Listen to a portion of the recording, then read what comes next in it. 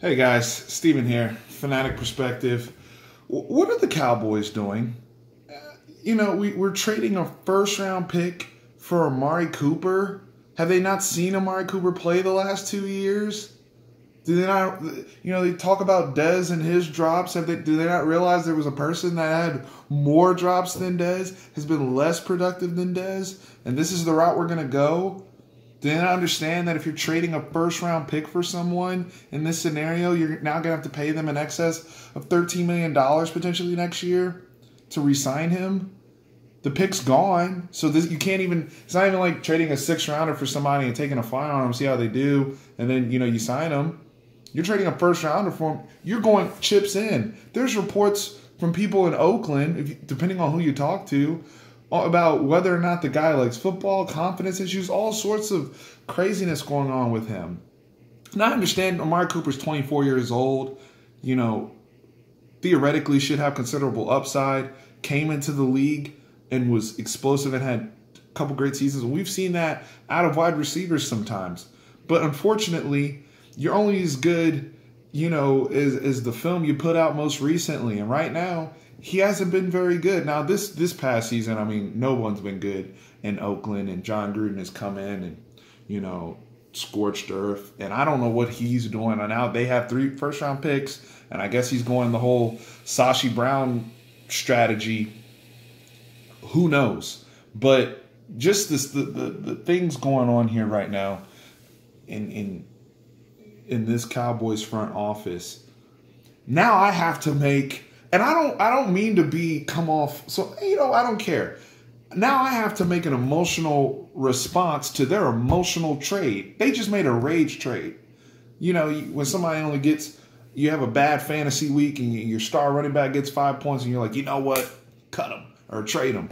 Or you have connected franchise in Madden and you make a rage trade, just because you're frustrated, with lack of productivity. I don't know, but this is what's happening, and this is all, to me, a response of coming off this Redskins game, frustrations, the owner, Jerry Jones leaving the stadium early, and being fed up with a product that they built because they put this wide receiving group together, and it's been, so much scuttlebutt about things. They spent some money on Allen Hurns. They brought in some of these other guys. They used a draft pick on Michael Gallup, and again, the passing game is broken. So now Amari Cooper's going to come in here, fix the whole passing game, and take us to the playoffs, right? Because that's what you would use for a player. That's what you would use a resource like a first-round pick to on a player like that to help you, right?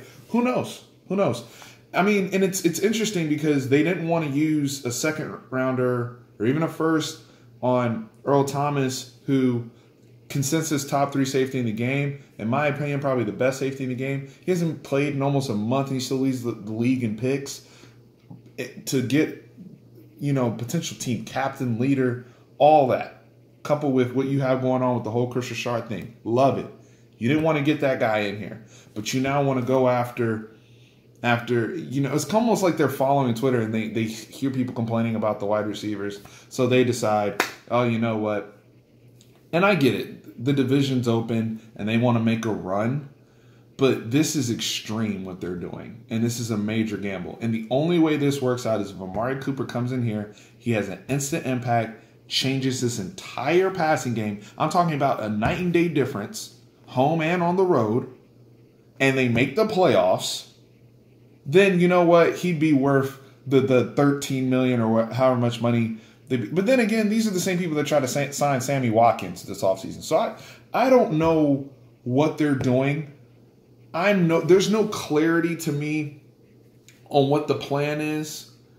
And it's just, as well as they draft and as well as Will McClay and those guys evaluate, even with some of the hidden gems we found, undrafted free agents, they go back and turn around and do this. We saw this with the Greg Hardy thing. We saw this with the Roy Williams trade. And it's Jerry. It's Jerry. And it's always Jerry. It's Jerry. This is the move he makes instead of, you really want to be bold. Why don't you fire your head coach / stepson and really make really incite change in your organization and really try to shake things up and turn things around and really try to hold people accountable for their jobs. Like what happens now? Just is Deontay Thompson cut? You know, is Bryce Butler cut? Do we make room? I don't know. I don't know. But it's frustrating because of the issue with the value. It's making me hard to be excited for the player, which I am. I like Amari Cooper, even coming out of Alabama. This isn't, you know, it's not a direct, oh, I'm totally against getting more help in the wide receiver room and bringing in a guy like Amari Cooper. But I don't think I would have gone above a third-round pick for him based upon the production. And the only reason why I'm putting it at third is because of his age and what he did produce a few years ago. But you don't go to 1. Did we even negotiate? Who answered the phone when Oakland called? There were reports last week saying they wanted a 1. You don't just give somebody straight up what they asked for. Try to get something in return. Did we get a pick back? Someone in the comments, help me with this. Help me, because I'm lost with this organization, and I don't know what the path is anymore on what they're trying to do. But when you make a move like this in the division that you're in, they got to make the playoffs. They got to make the playoffs, and it has to be, you know, Amari Cooper comes in here, Sanjay Lal, our wide receiver coach, you know, revamps, wherever you want to call it, gets Amari Cooper turned around, and that's what they need in order for this to make sense from a value perspective. So y'all let me know. I wasn't trying to scream or turn up, so to speak, but it's just like, it's mind-boggling to me when I hear this news, and I'm really looking at it. I'm like, did we really, like, people are texting me, like, did we really trade a first-round pick in today's NFL with all the salary cap restrictions and all, you know? We'll see. We'll see. Y'all let me know as always. I appreciate everyone's support. We're over 2,000 subscribers. Very, very grateful for each and every one of you chiming in and supporting the channel as always. Thank you.